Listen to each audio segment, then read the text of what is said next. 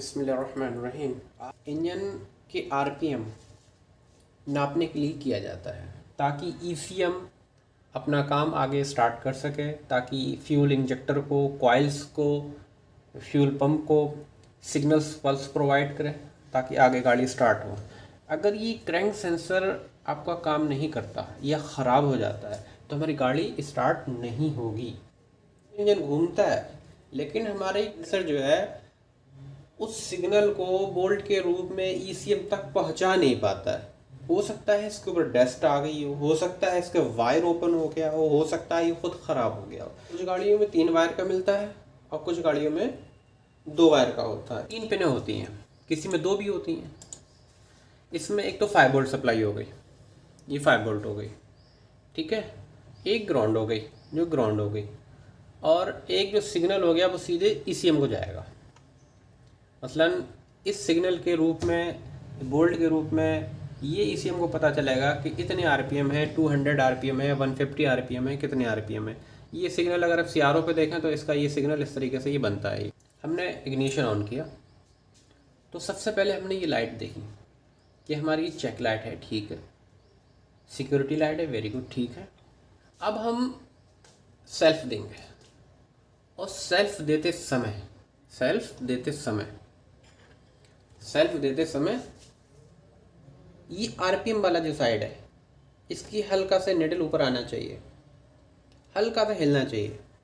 अगर ये हिल रहा है तो आप ये मान लीजिए आपका क्रैंक सेंसर वर्क कर रहा है। अब मान लीजिए कि जो पुरानी गाड़ी है अब उसमें तो ये तो बाद में ही काम करता है, आरपीएम वाला निडल बाद में ही उठती है जब प्रॉपर गाड़ी उठ जाए। तो उसमें हम कैसे अंदाज़ा लगाएंगे, कैसे पता लगाएंगे?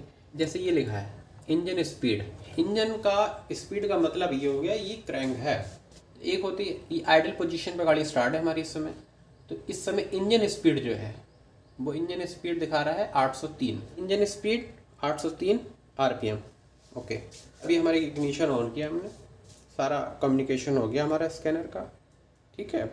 अब हमने क्या किया, इस ऑप्शन को, इंजन स्पीड ऑप्शन को सेलेक्ट कर लिया और उसी समय सेल्फ दिया।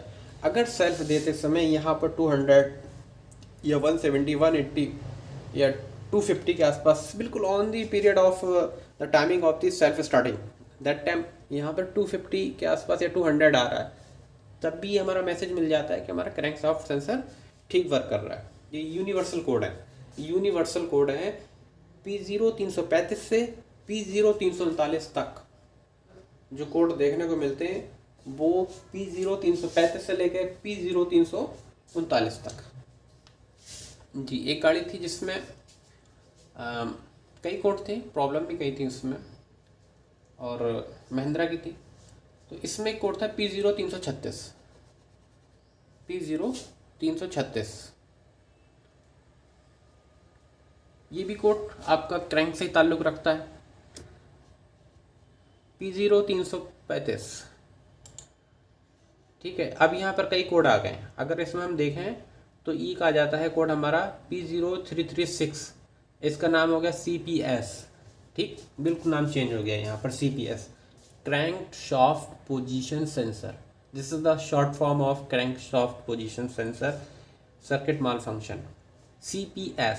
देखिए बहुत अच्छे से समझ ले, कहीं पर इंजन स्पीड नाम आ रहा है, कहीं पर CPS आ रहा है, कहीं पर क्रैंक शाफ्ट आ रहा है। अगर कभी गाड़ी स्टार्ट नहीं हो रही तो आप जो है वो क्रैंक शाफ्ट सेंसर को निकालें, उसे अच्छे से कपड़े से साफ़ करें, क्योंकि इसके आसपास में अक्सर ऑयल वगैरह रहता है, उसकी वजह से इस पर डस्ट आ जाती है और ये गंदा हो जाता है। उसका मैग्नेट के ऊपर एक परत आ जाती है, और वो जब परत आती है तो क्रैंक व्हील और क्रैंक शाफ्ट के बीच में जो हाफ इफेक्ट जो होता है, मतलब मैग्नेटिक फील्ड, उसका असर कम हो जाता है। तो पहली कोशिश करें इसे आप साफ़ करिए, ठीक है।